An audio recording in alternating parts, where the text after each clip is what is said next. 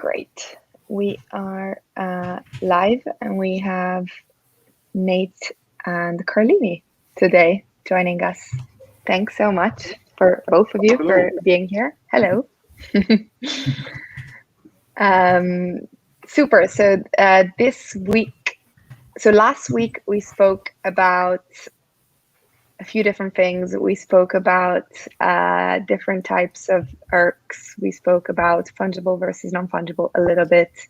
We spoke about fractionalization of NFTs and funds as well.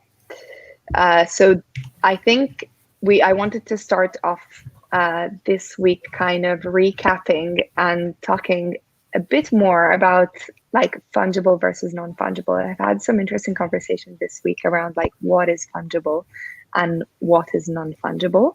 So for example, just to give you like a bit of context, like just before I was speaking to someone who said, you know, my laptop is like fungible. You know, I use my laptop every day. It's my medium of how I do my work. But you know, if it breaks, I get a new one. And to me, that's a fungible asset. So starting from like that, I guess Nate or Carlini, like either of you, like how would you define the two and what makes something fungible versus non-fungible? Yeah, so I would say that's kind of an unusual example. Maybe the way that I really would more think about it is maybe interchangeable. So I mean, in the sense they can just get a new laptop and then still do the same thing that they were doing on their old laptop on their new one. But then there's sort of a layer of maybe non-fungibleness, if you will, where you could get one that was more expensive than that one or one that was cheaper than that one. And then in that sense, maybe if their utility is fungible, their value isn't necessarily. So I really think the easiest way to kind of understand fungible is just that they would be generally perceived to be universally agreed upon as having the same value. So if I had one of a thing and you had one of a thing and we could trade them and neither of us would think that we were ripping the other one off, or I could trade Carlini with the one of whatever he had, and that applies to anybody. Nobody would say my dollar is worth more than your dollar. They would just say, I don't know why you want to trade, but yeah, they're both $1, so sure. And I think that is probably kind of the easiest way to maybe think about it, is that they're just purely fully interchangeable assets versus non-fungible, where that just isn't the case. There's even though you can trade assets, you could say, well, this autoglyph is worth 100 ether and those 3 Cryptopunks together are worth 100 ether. Let's trade those. Or even you could say that Cryptopunk is special and it's worth 100 ether, and then 2 people could come to that agreement. Those still would be non-fungible because they're different. Not everybody would be able to agree and make that trade. So like maybe 2 people could make that trade and agree that that was an equal valuation. But if you spread it, if every person in the world had to make that trade, many would say, no, I'd rather have this one, or I'd rather have that one. There's some subjectivity as to maybe the actual underlying value. But again, back to fungible, nobody in the world could really say that maybe $1 was worth more than another dollar. They're just both $1, and it just is accepted that they're fully interchangeable. So someone was on Twitter telling me they seemed, pretty deep into this, and they were saying Bitcoin is non-fungible because of stuff like anti-money laundering. And that's what led me in our Discord. I asked, so where does this, how far do you go? Like Roman coins, I think it was Alicat who said they're all actually different because they weren't created perfectly. They'll have different serial numbers. Where do you draw the line for non-fungibility? I mean, that is a good point. Like, I think with Bitcoin, especially in, a Bitcoin that's part of a hack that's been tracked as such, and it's in a wallet, it's going to be hard to move. If they transfer that to Binance and somebody's watching that wallet, then it's just going to get locked up. So that Bitcoin probably still has some sort of value because it still can be used the same way. It's still backed by the same network. But yeah, I actually would agree in that scenario that maybe there is some more nuance here than just that all Bitcoin is fungible. But I still think generally it is. I mean, I would consider Bitcoin to be fungible with exceptions, maybe because if I go to an exchange, if I buy 10 Bitcoins on Binance and I transfer them to Coinbase, it's and then if I withdraw them to a wallet or if I move them around, I shuffle them all over the place. They don't have to be the same ones, and I don't really care that they're not the same ones. I would just say, or I'd just be satisfied that I had the same amount that I started with. Yeah, I mean, there have been experiments even with Bitcoin. I think colored coins was a thing they did over there, and then also even the serial number stuff that you mentioned would apply to like dollar bills, and maybe a dollar bill with the serial number 111111 or whatever would cool and worth more than a normal dollar. So in that sort of sense, maybe nothing is, or maybe you can find these kind of edge cases for anything that should be technically fungible. But I would say that still is going to be, that would be more of an exception than just having to lump the whole thing as non-fungible. Because I can take out this. I've got £10 in my wallet, and if I take it out, there's an identifying number on it. With that, say if I'd robbed a bank and they knew the serials for this money, it could in theory not be accepted places. So what was linked to me was what is it? BlockFi, not the exchange. The lock up your money and get yield. Whatever that's called, and it says we don't accept money from gambling sites. We don't accept tornado cashed, not money, Bitcoin, and that's something that I see because I gambled full time for 5 years, and your money isn't treated the same. I can make money, but I can't get a mortgage. Even cash in hand as a full time gambler, it's hard to buy a house because your money isn't treated the same, which I guess this guy would argue is non-fungibility. But to me, it just feels like you're trying to find non-fungibility where there isn't non-fungibility, and technically sure, but overall, is it really? Does it count? Yeah. Are we just making the word pointless? Yeah, I mean, I think that's I don't know that you have to like make it fit in the box necessarily. I mean, I think it's kind of an interesting, sub or like edge case of it. But yeah, I mean, generally, even with that money, you could say, okay, you can't buy a mortgage with it, but you can still go out to dinner and spend it, and nobody asks you, nobody cares where it comes from. I mean, and if you, it spends the same, and it is the same at least at that level. So I would, definitely, and actually, I would say that the word fungible purely pretty much applies to money and currency. I mean, I don't know that very many other things in the world purely fungible. There's sort of this concept of like semi-fungible, which I still don't think would apply to cash. It would apply to something maybe like ERC 1155s, to bring it back into this world, where they're NFTs, but they're multi-editions, and they're not NFTs as in non-fungible tokens, but they're NFTs as you kind of think about them, with a file that has an owner of it. But they don't have unique IDs, and they're generally considered to be tradable one-to-one with each other. So they're fungible, maybe in that sense. Yeah, so our tickets are NFT boxes. Yeah. They're not really an NFT. Yes, yeah, they're not. Yeah. Nobody is. It's just an FT.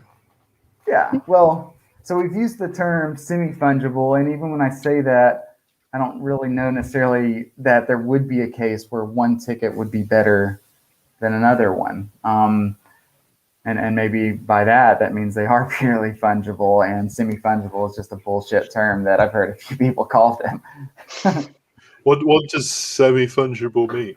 I mean, I guess it would be, in this case, it is kind of where, a non-fungible token is usually some file or some kind of asset that's backed by a token that somebody can own and transfer and sell. And then, semi-fungible would be that sort of thing. Because like you would never think of, let's say, a pack image as being a fungible token, although he did just do the fungible drop. So Bad choice. Yeah, that was actually a really bad example. I mean, if it's a multi-edition and it has an ID, then we can agree that it's non-fungible. I think. I mean, number 1 is going to be worth more than number 473. I mean, I think that's. But I guess it's also like subjective to the person. So imagine if like I consider number 8 like really valuable, and somebody else considers number like 666 really valuable, then it's like my subjectivity will influence the value of it, right? Because I consider that like a very special number in a way, so a very special like series. Yes, and actually that does happen too, where people collect sort of weird numbers, 5 or 8, if you like a Carlini's number. But like, I would say that in most cases, most people just wouldn't give a shit. Like maybe for 8, it's a low enough ID that maybe it carries some premium. But say generally speaking, even if your favorite number happens to be 691, and maybe you assign a special value to that, nobody else would really pay any more for 691 than they would for 692.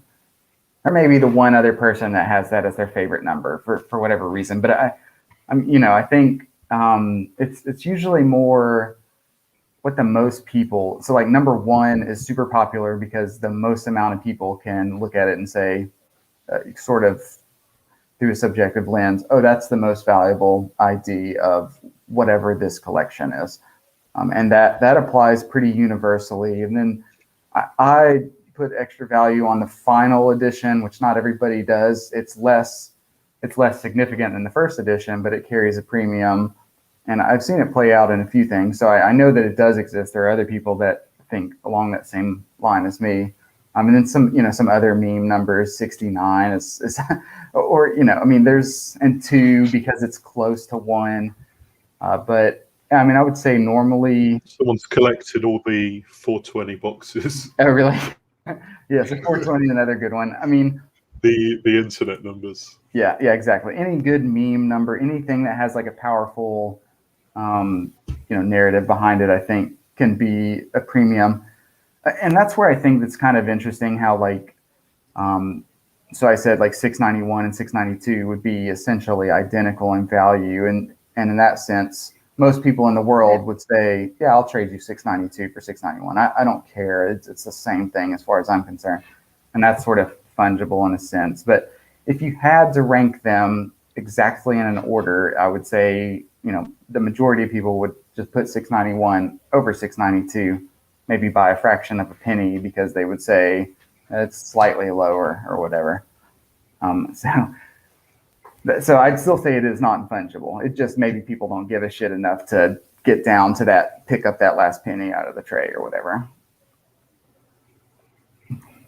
Yeah, it's interesting because I was also thinking like about potentially like objects, like a lamp, like exactly the same lamp with exactly like made exactly the same way is, to me, like it's fungible. So I can exchange that for another and it's exactly the same. Like it holds no value. It's just the purpose of like lighting up my room. What if they were numbered? Yeah, Do we suddenly care? Then if they were because nobody collects lamps, right? Yeah. So I bet someone does. okay, yeah, somebody does, but generally most. I'm looking for a lamp now to see if it's got a serial number or something on it. So maybe some weird people do. I mean, I guess in that case, yeah, it is fungible. If you had a lamp and, you know, and I had this exact same lamp and you, for whatever reason, wanted to trade it, you know, I could just say, sure, because I just don't care. Yeah, sure, why not? I don't know why you want to trade the same thing for this. That would be fungible. I mean, this goes back a long way to where before there was currency, people had to trade things for other things. And it was more confusing because there was no concept of fungible. You had to say, my cow is worth 7 of your chickens. And then you would say, no, it's only worth 6 and an egg or whatever. And I guess the concept of fungible is to get you where you don't have to really do that hard negotiating. You just say, this is equal to that. We can trade this for that. Yeah, that's It's what we're getting at. It depends how pedantic we want to be about the word. Yeah, I think so. Yeah. Because like we know when we say NFT, in this sense, we know what we're talking about, and we wouldn't consider Bitcoin or Ethereum or any other token an NFT. Yes. Yeah, I agree. Would we? I haven't actually looked into Cardano, but someone said it was native. Does that make the Cardano token an NFT, or is it just sort of built in? Or do we not know? Because I don't know. There's no point looking at a chain that takes 4 years and it's still nowhere. Yeah, that's my takeaway from it. It's a big LARP coin and it's never going anywhere. So I mean, maybe it will, but that's I wonder sometimes, even just on that kind of note, shit talking these shit platforms or whatever, if maybe, and I'm not against being wrong about this, and maybe in 4 years, Cardano is like the premier platform. I mean, I wouldn't expect that, but if it was, it could be this similar to how when we used to collect NFTs back in the day. It was actually kind of insane. Even like 2 years ago, I literally feel like there was like 100 people left in the space. It was like there's nobody, and you really had to have that conviction of this is going to go somewhere and do something, and everybody is telling you, no, it's not. It's stupid as shit. And like even crypto people would say, I don't get NFTs. They're a meme. They're so I mean. well, they still don't. Plenty of them still do. Well, yeah, that's true. I mean, and I think now we've hit sort of the terminal escape where they're here to stay, and like enough influential people have came on that the word will carry on and live on. I don't know that was necessarily true 2 years ago. I think if you take maybe the most visible people from 2 years ago and they just all said, fuck this, and they quit, that NFTs wouldn't have, if you take all the most visible people from then and just let them die, I don't know that they would have came back. What do you think, if you had to apply, you take a pie chart and you call it what caused NFT 2021? What Top would shot. that was my without a doubt. What would be your highest percentage? Yeah, and so if you get rid of Dapper, where are we right now? We're nowhere near here. And I think that's significant to point out. And I've been asked that question a few times, even by like some media outlets and stuff. And I always go there and never gets printed. But like I think that it's a bit understated, and that's actually why I started to balk a little bit on my statement, is because I had said if you take away all the visible people. And in my mind, I was thinking, well, Dapper would still be making their shit. But then I thought, well, no, they're one of the visible people that I'm referencing here. If they had done Dapper Wallet, which wasn't really well received and didn't do that well, and they just said, fuck it, we're shutting the doors, I don't think that we would be here. Like even with the newfound interest in crypto, it would still, and maybe Punks still would have been popular and they would have.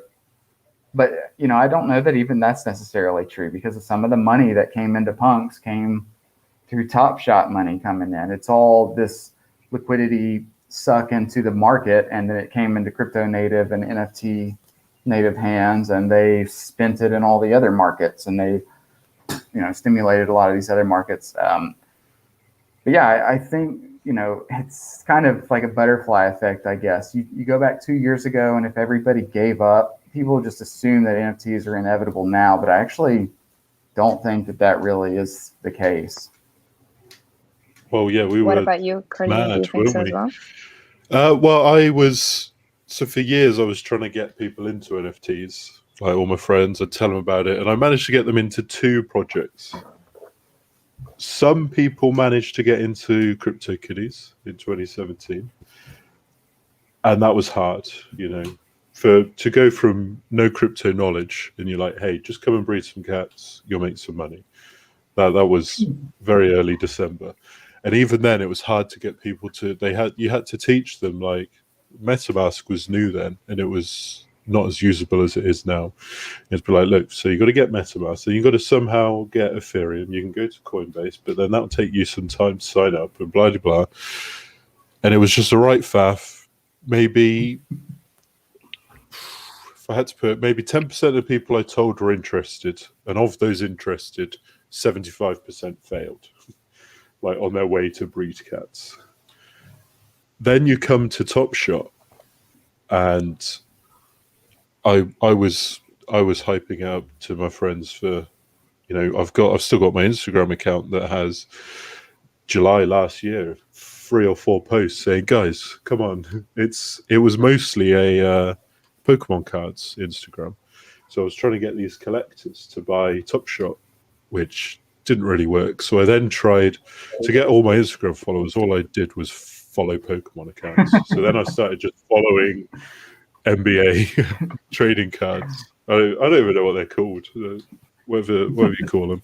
Just follow those accounts, and then they'd follow back. And then I tried to get them into Top Shot, and I've had like 2 messages like, you got me to buy into Top Shot, and now my account's worth $500,000. I'm like, oof, well, I hope you sold, because it's taken it up. But the contrast was maybe 75% of the people I spoke to wanted to get in, and 75% did. Mm-hmm. It was just 100% conversion. As soon as someone was interested, they're in, mm-hmm. because they don't have to do anything. They're just straight in. They use the card. The WhatsApp chat from like school was dead, and now it's just 15 people all talking about Top Shot and Flow and ETH and right now Dodge.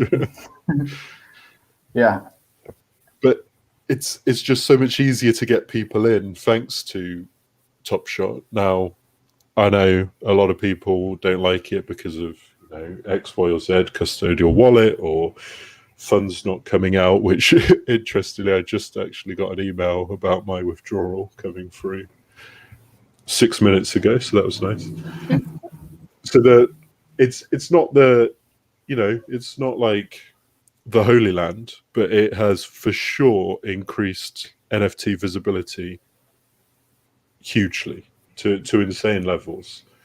And then obviously I guess the Beeple sale would get a chunk of that pie chart. But who got Beeple in? Presumably one of those 100 people that you were going to get rid of. Mm-hmm. Yeah. And then you've got no Beeple, and then you've got no Top Shot. You've got nothing, really. I mean, that's what, CryptoPunks were fucking, they were dead 2 years ago. They nobody wanted to buy them. Even those 100 people that were still around, there was a few of them hanging out in the Larva Labs channel, doing a couple messages a day maybe, and maybe one punk would sell every couple days or whatever. Yeah, I mean, we would pull up the stats. We used to look at this shit, and we would, whenever, because Carlene and I are both CryptoKitties guys. I mean, it was back in the day, there was like CryptoKitties, Axes, and like Punks. Actually, no, Punks wasn't one of the premier ones, I don't think. But it wasn't really on our radar, was it? Yeah, I mean, it was like it was always the top of the collectibles chart on DApp Radar, but that was only because there were no collectibles. They were all like shitty, low. They were just games, or they were supposed to be games, I guess. They're not fun games, pretty much for the most part. And but yeah, we would look at like the weekly volume this shit was doing. Punks would be doing like 0.5 ether of volume, and CryptoKitties would have like 40 ether of volume. And we'd be like, well, that's low, but at least it's still on top of the charts. And like most of that volume would probably be people that we knew or us. But yeah, I was thinking a little bit about that, and kind of, the other thing I think that happened really kind of behind the scenes that wasn't super visible to me, and it was happening organically on its own, was sort of the art movement, I think. But again, and that actually was some newer kind of players that came into the space and started kind of spinning big and propping that market up. And then the creators that continue to push some content, and especially the quality content, which is, I wouldn't say all the top early creators are well known now, but quite a bit of them are. Everybody knows who Trevor Jones is, and they know Hackatow, Xcopy. But I think that was the other movement that was kind of happening behind the scenes. And that actually, I would put that on the pie chart as well, Carlene, even though I was never really involved in that. But I would say that was an important part of the movement as well. There's a bunch of things that happened together that made it happen. So it wasn't, but I guess the piece that I wanted to emphasize was that the number of people that actually, like, I feel like we're actually still hanging out doing anything was pretty fucking small. Like you knew everybody, and we would like talk about NFTs all day long and talk about how, oh man, these we lost all our money. Or I think Go West, he shared this on Twitter, so I don't think that he would mind if I mention it, but he talked about how when he went to ETH or NFT NYC last year, he like went to a Gamblers Anonymous meeting before he went to that meetup, because he felt like he had gambled all his money away on NFTs because he had nothing left. And then, had a monster year with Punks. Finally, everything finally came, this vision came true or whatever. But did you? I rewatched. Oh, go ahead. Sorry, go ahead. No, go. I was going to say I rewatched The Big Short the other day. That there is kind of like when all the investors are trying to pull out. They're like, "You've gone mad. you got to sell your short, and he's just like, "No, under extreme circumstances, I can lock down the fund or something like that," and then he just goes on and shoots. That's a bit like West. He'd gone all in, and he was like, "Oh shit, what have I done?" Yeah, and then a few months later, boom, everything exploded. So when was that? January, February? It was March or April, I think. It was March actually. It was around. No, wait, no, it was. I remember they were saying they were all coming back with COVID. It was February. It was before I quit. Yeah, and I remember because I was going to go, but I couldn't because I still was working. So, yeah, it just is kind of insane to see how that all played out. I mean, I remember when he came back, because he actually was early in CryptoKitties. He went away and he came back and started spending. Him and Carlini was the other big spender, although he did it under a pseudonym, and I didn't know it was him until somebody told me, and I was like, oh, it's pretty obvious, I guess. But they were the big spenders that were propping up the CryptoKitties market, buying the number one fancies, and people were it was 20 ether is what they were going for, which is just a stupid amount then. It just seemed insane. 20 ether selling a picture of a cat. This is fucking crazy. Keep in mind that would have been 30 floor punks at the time, 2 aliens at the time. Yes. Yeah, I mean, the money probably could have been better spent, but yes. I mean, but yeah, you didn't know that at the time, and that was where the action was CryptoKitties. I remember somebody talking about punks, and I just told them nah, I don't think they're going anywhere. There's no spenders over there. The spenders are in CryptoKitties. That's what you need to. That's what you need to buy. That's what I'm buying, and yeah, that was maybe not the right call, but. We had this conversation the last time that I asked you, like, well, obviously now CryptoPunks are like in billboards, which is pretty insane, right? But like I asked you exactly like, why do you think, and I'm gonna ask you again because it's both of you now, like, why do you think it was punks and not kitties? Like essentially, if I even saw a tweet today that somebody said like CryptoPunks were not the first art project like Rare Peppies were. So it's like, why punks? Just easy. Punks are easy and they're done. The two key easy, done, exclusive.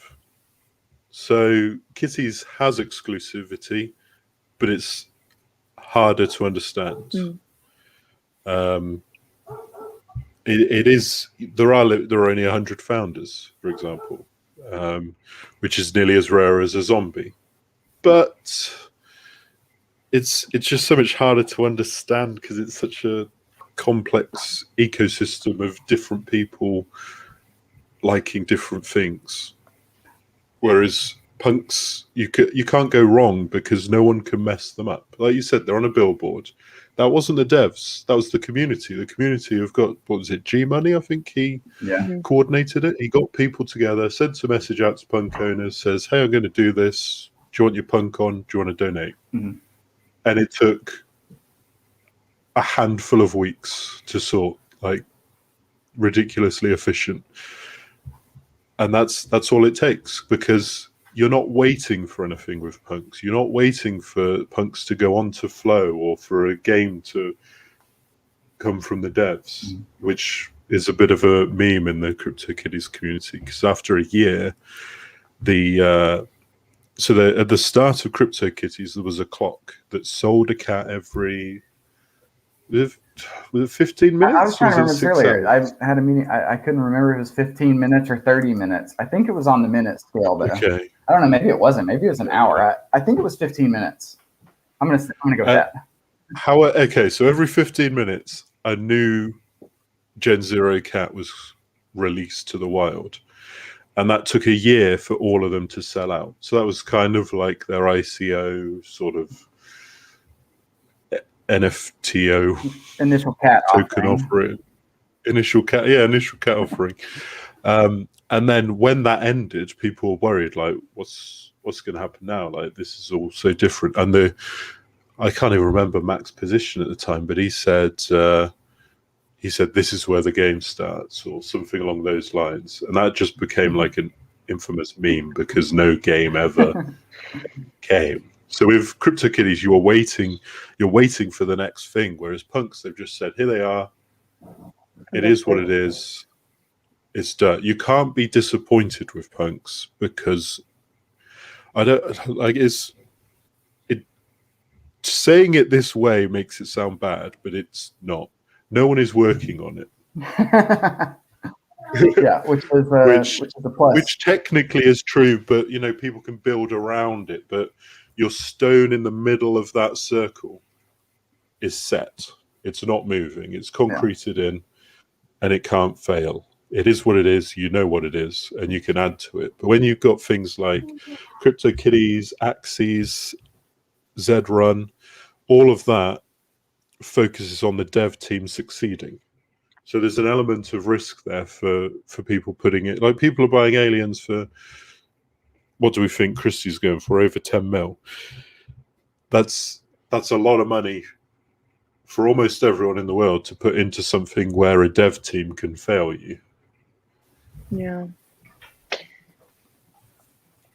I guess like me and Nate had this conversation before, wherein it's like kind of like, in a way, like, I don't want to say low effort because I know that CryptoPunks are not low effort, but it's like easier to understand rather than CryptoKitties are harder. So for like a collector, like a collector point of view, like it's easier to buy into and to build a community and value around something that is relatively easy to understand rather than like something that is essentially like built, more for the medium than something else, and has like so many more technicalities of it. Yeah, I think I totally agree with like that. And whenever I was collecting CryptoKitties, I actually thought that would be a strength of theirs, that like there were so many different collectible avenues, because so like Carlini and Go West, they sort of took up all the number one fancies, and then that sort of inspired this people to buy like the lowest IDs of fancies, number twos, number threes, anything under number 10 now that had a premium on it. And I just I didn't have the money to compete at that level, so I was like, well, I'll collect something else. I'll make my own niche, and I'll hopefully shill it into something cool or whatever, or okay, multi gems, or the final fancy, and shit like that. But I thought it was cool because then you could come in and you could sort of say, okay, well, I can't participate in number one fancies, but I can collect the number 999 fancy of everything, and that'll be my own personal collection, and it'll still be kind of cool. Maybe nobody will value it at a huge premium, but you could at least do that. Whereas with CryptoPunks, you are, especially now, I mean, you're paying $50 for the cheapest. There's not really that sort of low collector barrier that there exists in CryptoKitties, so I thought that was a strength, because I thought that means there will be more types of collectors, more collectors overall. It's going to be a more interesting kind of ecosystem. And then, yes, the top collectors will still compete against each other for what's generally considered to be the top assets. Just like, in CryptoPunks, the aliens would be valuable even if there were 1 million CryptoPunks. But then if there were 1 million CryptoPunks, maybe the floor ones would only be worth, $50 or whatever. But yeah, I didn't realize at the time that what it would sort of evolve into, and I use that word maybe negative connotation there, but sort of where it's what's the least amount of effort I can put into this to maybe get the most out of it. And from an incentive standpoint, I mean, that makes sense. Why would you spend an entire year learning an ecosystem if your goal was profit, to maybe make 10%, or maybe not even 10%, maybe make 0%, versus CryptoPunks, you don't have to spend a lot of time it's a low time investment. You can get in, you can get out. And I think that's part of the undoing. I mean, if there's a floor. Yeah, there's a floor. So you have that liquidity there always. If you buy a middle end punk, then you are going to be probably struggling a little bit more to have that kind of liquidity. But, in CryptoKitties, you have all these different collectible avenues, and that lack of liquidity exists because that's everywhere now. So instead of only 10,000 punks, this floor concept, now you have exclusives, you have fancies, you have gems, prestige, you have shiny fancies, you have low generations, Gen Zeros.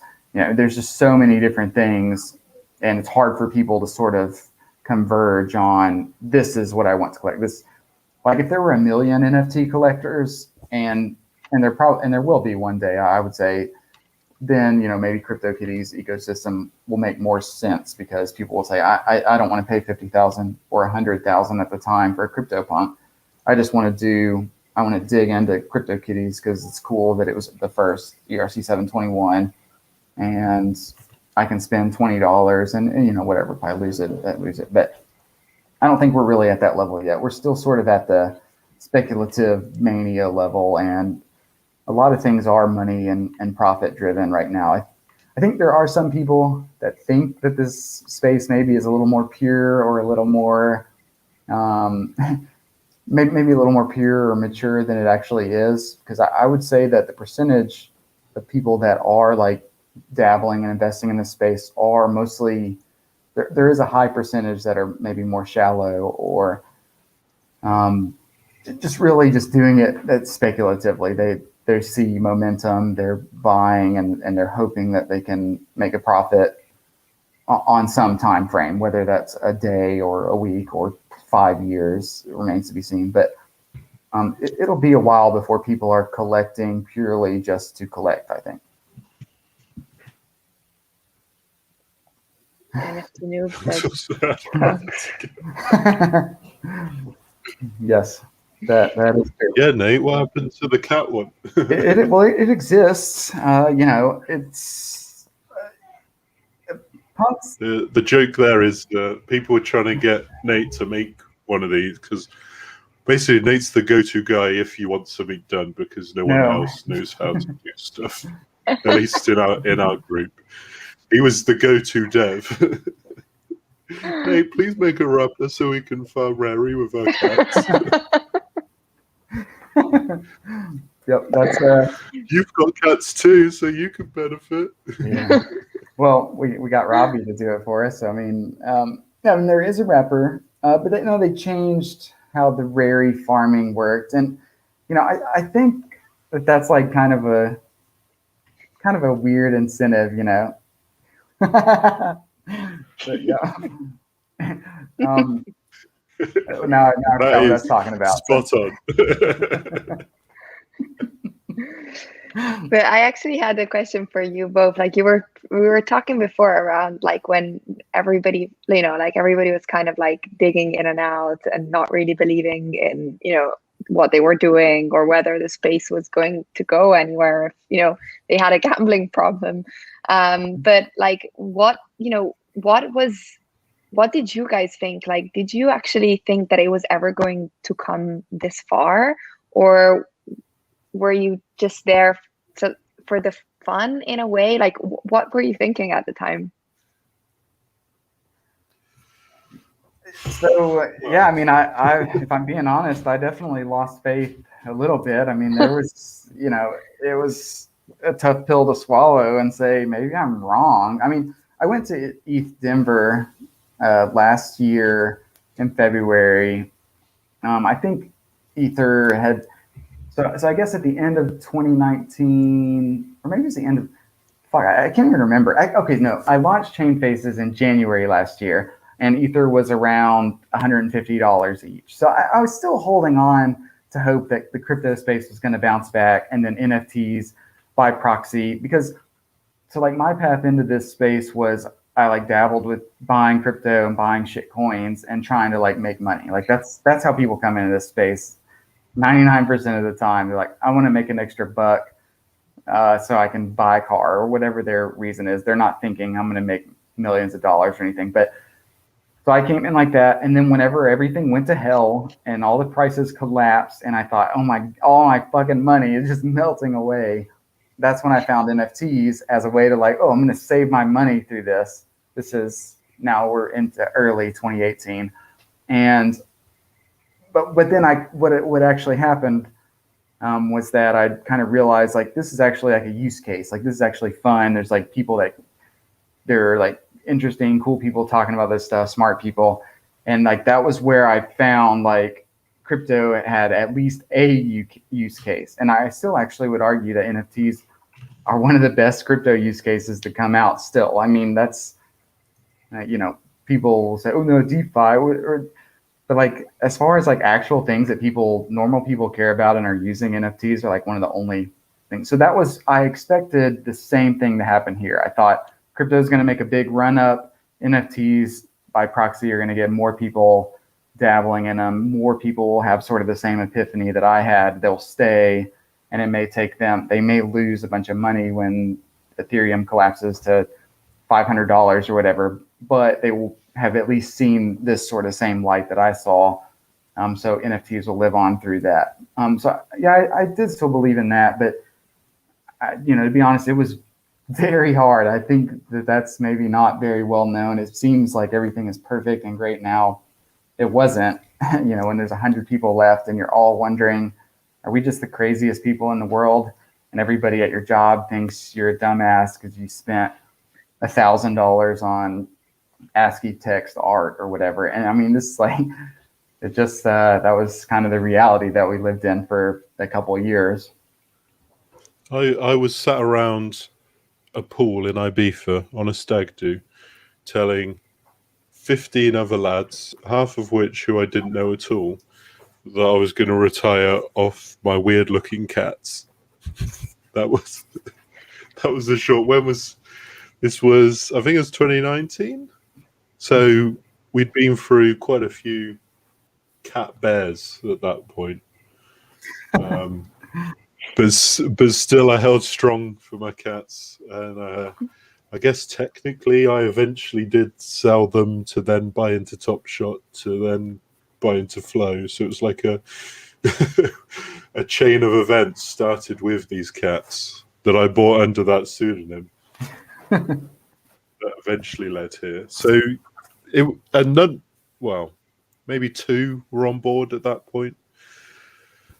So you're just sort of ranting at people about how they're going to be the future. And now these are all the people, everyone there has a Top Shot account. Whereas then I was just a crazy guy. Did you ever lose faith? Did you ever think you were going to be wrong? I left the CryptoKitties Discord a few times from rage. I've never left all NFT Discords. I had a cleanup recently, and some of them were, January 2018 scams that I needed to leave. Because you just used to go from Discord to Discord, seeing the same 100 people that you've just been at on another, on another project, and this time it's some different anon dev with a different scam idea. So some of the fun changes could be, how everything is now priced on a curve, and or if you're the first 5,000, you can buy at 0.1, and if you're the next 5,000, it's 50 ETH each. But what used to happen is each purchase, I think Axes might have been like this. Each purchase, it slightly went up. Mm-hmm. But I remember one was Crypto Motors, I think it was called, and you'd buy a car, and then the price would slightly go up. And if someone else bought that car, the price that had gone up went to you. Oh, the hot potato stuff. But like the difference went to you. So it wasn't. They weren't buying your car. They were buying a car from the dev. But every car that sold, the dev got the same amount. But the early investors got the additional. So I'm not saying I enjoy curve pricing and think it's good. I'm just saying in 2018 they did it better than that. They did. They weren't as greedy. Right now, the devs make more now. Oh look, we've made 8 mil, and bar a few, maybe only hash masks, everyone else is just left with their money. Yeah, exactly. It's like it would be better if divs. We went through like a div for 6 months. If a project didn't have divs, no one bought it. Yeah, and bro, where's the divs? Got any of those divs? It was when packs, but it was when divs. Yeah. I mean, I agree that actually is kind of like a cool. Like, so in 2018, you had there were different mechanics. There was like the hot potato mechanic, which was a little bit different than what Carlini's describing here. But the basic idea was the price would go up, and then instead of you just getting the small little cut and the dev getting the same amount, the hot potato ones, the way they would work is you would actually make money on it. So like if you bought something for 1 Ether, the price would automatically go to say 1.5 Ether, and the next person would buy it and you would get 1.2 Ether. And it was just like that little carryover is what the devs were maybe less greedy then, but it turned it more into this like gambling game where you just didn't want to get caught holding this shitty, worthless hot potato. It was basically based on a value of the one before, rather than it was the same one, so they were buying it random. And there was the price scaling. There's bonding curves. There were a number of projects, and the other thing that I wanted to mention is like right now everybody clones punks because in their mind they think, people just love pixel art. Those are so valuable. Or I don't know if that's what they think. Maybe it just makes it easier to drop a link in the punks Discord if it's a punks clone. I don't know what it is, but like that's like people clone punks. But it used to be everybody cloned CryptoKitties the best they could. It was more CryptoKitties more complicated than punks. It's harder to clone. There's multiple contracts. There's more things going on. The front end is significantly more difficult to handle. So, but people would clone shit clones of CryptoKitties. There were all kinds of these that would come out, and they would, not make that much money, and they would Tron dogs. Yeah, Tron dogs, the crypto pandas, the pigs. Fish bank. Oh man, yeah, shit. There's so much just junk. Like that's why I think new people coming into this space and they they want to like I don't know. They think that some of this new stuff is gonna keep value, but a lot of it actually is nobody is going to care about it probably in let's say 2 years. Maybe it will get pumped again randomly by influencers, but for the most part, no. What's the narrative for clones now? Like, I understand clones from when NFTs weren't a fit. Like, something could just pop up. Mooncats wasn't a clone, so obviously it's simply old, and it was found, and people aped in, and there was a bit of Twitter fun around it. Surely that's not going to be a thing for now. Someone finds a contract that some anon dev releases tomorrow, but they find it in 5 years. Surely that's not going to be the same as right now. NFTs are a given. NFTs are going to be big. We know this. Back then we didn't, so that's why it makes it different. Yeah, and I agree with that. Could some of those, like that contract that scammed you, that was like a competition or something, could that make a comeback? Will people care because it's like the first on-chain scam? What was that? There's been a few, so I'm not sure specifically. You're talking about the one where I got like honeypotted? The one that was like, answer this question, and you answered the question, and you claimed the contract to check you're right.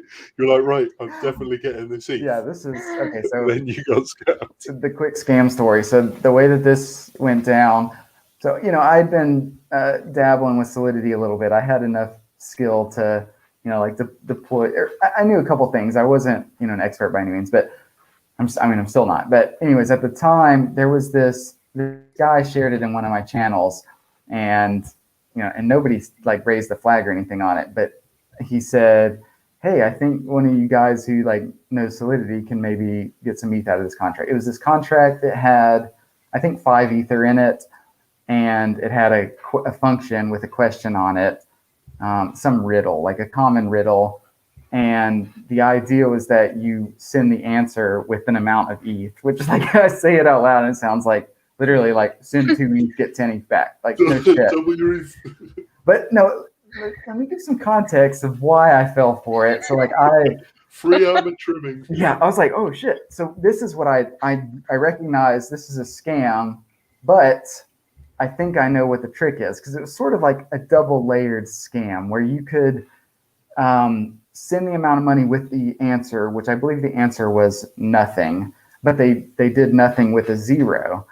But I was able to see that through the hex data from when they sent in the answer. And I thought, oh, that's how they trick people maybe. And then they'll withdraw the money by answering it with the 0. So then I cloned their contract on a test net. I filled it up with 5 Ether. I sent the 2 Ether with the nothing with the 0, and it withdrew the full 5 Ether and gave me my 2 Ether back. So I was like, sweet, this is going to work. So then I go to the main net, do the same exact thing, and then it just stays there. Yeah, fuck no. And so what happened is an Etherscan fixed this, but at this point in time, you were able to do 0 value calls with another contract and modify your contract without any trace showing up on Etherscan. So from my perspective, it was exactly the same contract, but under the hood, it was no longer, because they, did this. It really was Pete Dunning-Kruger. I thought, oh man, I'm about to scam this scammer. This is going to be so fucking great. And I send it, and then gets stuck, and I'm like, motherfucker. And then people in that group, whenever I tell them, hey, I tried for that shit, I got ripped off. Somebody else is like, oh yeah, that's like a known honeypot. Like everybody's fallen for that one once or something. I was like, oh, fuck. Yeah, so that was, two That was ether loss. So they got the scam the noobs level, which would just be doesn't even try, and then they've got the scam the pretend devs level. That's what was kind of clever about the scam, is that nobody who was a noob would probably take the risk of sending 2 ether. But like I cloned the contract, I made sure it worked on testnet, made sure that I could extract the ether, and thought, yeah, this is sure thing. And I even remember like sending it. It was weird because the transaction didn't go through for like a minute, even though I sent with fast gas, and I was like sweating, like thinking, what the fuck is going on? And then it goes through, and then I'm like, where's the internal transaction? Oh my God, I just got fucking ripped off. Fuck. I could talk for hours about all the stupid scams that I've probably fallen for, or But I guess like even there, it like for somebody to figure that out, obviously you have to have, the knowledge of like knowing how to get into a smart contract, and like how the blockchain and like on chain and like all of the metadata, everything, like all of these like things that are maybe sometimes like overlooked, that are actually like part of like NFTs and like what all of these projects are about, CryptoPunks and CryptoKitties. So really, like even there, like even in the scam, there's some sort of like art form in a way, because they're essentially, they built a scam on a smart contract, right? Yeah.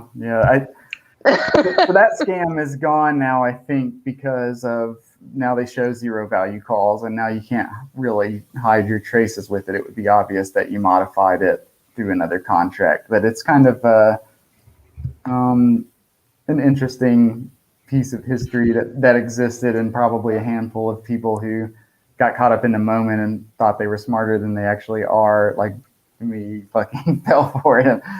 Like, could you call it art? Could I do what? Call it art. Call it art? Well, I mean, in a similar way to how yeah, sure. Why not? To me, CryptoPunks, the art of the CryptoPunks isn't as important as the you can't see me because I don't have a webcam, but imagine my arms going up as I say it. The art of the contract. Like that's the part of CryptoPunks that's special, right? Yeah, and I actually, so I have this concept of like just the smart art, or the smart contract art, where it's not really, and this doesn't exist with like art NFTs, and this is one of the things that have maybe kept me from being a big art collector, despite, yes, the aesthetic on some of the crypto art is much better than really any of the projects. But I find that projects are more interesting because they're more, especially if they leverage the blockchain in a way that wasn't possible before. Art is a piece of art, and then now you've got crypto art NFTs that are just a piece of art. Whereas now, you could have something, CryptoKitties, that you merge with another CryptoKitty, and now you get another token that's a CryptoKitty that's based on those. Like, to me, that's way more interesting. That is the art in CryptoKitties is maybe the contract and the way that it works, more than the aesthetic of the cat or whatever, which I don't care that much about. And with CryptoPunks, it was the first instance of like sort of this project concept and ownership of the tokens. And yeah, Rare Pepe's was first. It was a whole, as far as I don't own any, so I don't even know how to buy them. But I guess the experience is really like high effort, and then you get into nobody wants to bother figuring out. There's a web page you go to, and it's just, you don't even see the image, or they're tiny thumbnails, and it's just a list. It's basically a spreadsheet of this one, last price. Justin keeps posting it. Well, he has posted it in CryptoPunks Discord so people can see. And it is hard. Well, not hard, I guess. No, it's effort compared to CryptoPunks, what we do now. Yeah. Yes, effort compared to CryptoPunks, and CryptoPunks in itself is kind of effort because you can't go to your normal place. You can't go to OpenSea generally. Mm-hmm. Yeah, that's true. Yeah, there's like 2 points, but and I think we've me and Nate have chatted about this, but I think it's super interesting. One is like smart contracts actually like being the art, and I completely like agree with that. And I'm wondering, like, now that more people are like getting into the space, and I know like a lot of that percentage is more towards like art as crypto art and the aesthetics of it. But I guess there's also, I imagine, like a portion of people that are actually like developers and are interested in the smart contract side of things. Like, I'm sure there must be like more things, like evolvements of the like from CryptoPunks and from CryptoKitties and what has already been made, and from like chain faces and tiny boxes, like an evolvement, like a kind of more things that can be done with smart contracts. Like, where do you see, I guess, the next kind of like evolvement of the smart contract art? I don't know if the question is. Well, the other day in our Discord, I compared Nate and Jim to Tony Stark, Iron Man's dad. So in the first Iron Man, he basically says, "Oh, I figured all this out, but I can't. What's the like? I'm limited by the technology of my time," and he builds out that map to lead Tony to some element or whatever. And it's kind of like now where we know this is going to be huge. We know vaguely what we can do, and end up in some sort of Ready Player One world where you're just owning everything and you can buy whatever, trade, just jumping between worlds. But we can't do that, and who knows how long that'll be. And anyone who tells you they know is just lying, or really, really optimistic. So we're just sort of waiting for full potential. Well, I say wait. Lots of people will be building, obviously, and lots of people who are building will fail. And it's just seeing who the winners probably won't even be the best tech, which generally isn't really the way of the world anyway. Whatever catches hold, you just can't really predict that. Yeah, I think I just try to think of this. So, like, I guess my answer to that would be kind of we don't really even know what we'll see. So, like, I have a few ideas of experiments that I think would be good just to see how they played out. And like, I wanted to explore instantly liquid tokens a long time ago, really, and I wanted to explore liquidity pool backed tokens, which now that is a thing now. But so I have some other experimental ideas that are going to be kind of along the same lines, where it's just like something that I think should be a thing, and I'll probably implement it shitty and it won't get a lot of traction, and then a year from now somebody will do it good and it'll get traction. That's kind of like that'll be my sort of role in it. But maybe somebody will see that and get their idea and it'll turn into the thing or whatever. But I think of everything kind of like just stepping stones. You can't go from today to Ready Player One tomorrow or a year from now. You just have to try these experiments and do these little things, and then over time they kind of compound into something much larger. That's sort of my expectation. Right now I don't think that we're seeing a lot of innovation because the market is so immature and it's so shallow. You can do a hash mask clone, and as long as you got enough hype on Twitter, even if it's not successful, if it just sells out the first tier at 0.1, you still can make 500 ether, and then you can just say, fuck it, I'm out now, I just made $1 million. Like, and so there's people doing that, and there's not a lot of incentive for experimentation and for like pushing the space forward. Whereas there was, let's say even a year ago, crypto wasn't that hot, NFTs weren't that hot. It made sense to do experiments and try to figure out these stepping stones, because there was no real money to be made unless you did something kind of unique and novel. Yeah, absolutely. I think, yeah, we're 1 hour in, so I don't want to. I know it's pretty late in the UK, or me and Carly are. But it was super good to chat to you both, and it was like a history of you both entering the space and where we are now. So I really enjoyed that. Thanks so much. Cool. Yeah, thanks for having us. Yeah, thanks a lot. Good chat. Yeah. Thanks, guys. Have a good rest of your day or evening. Yeah. Oh, NFT Noob has one last question. Let's see. Carlini, how does it feel to have the second best pack collection in Top Shot? Ask him. Is it between you two?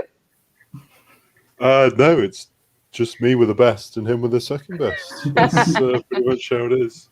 If you didn't keep opening them, it'd be all right. Thanks both. Cool.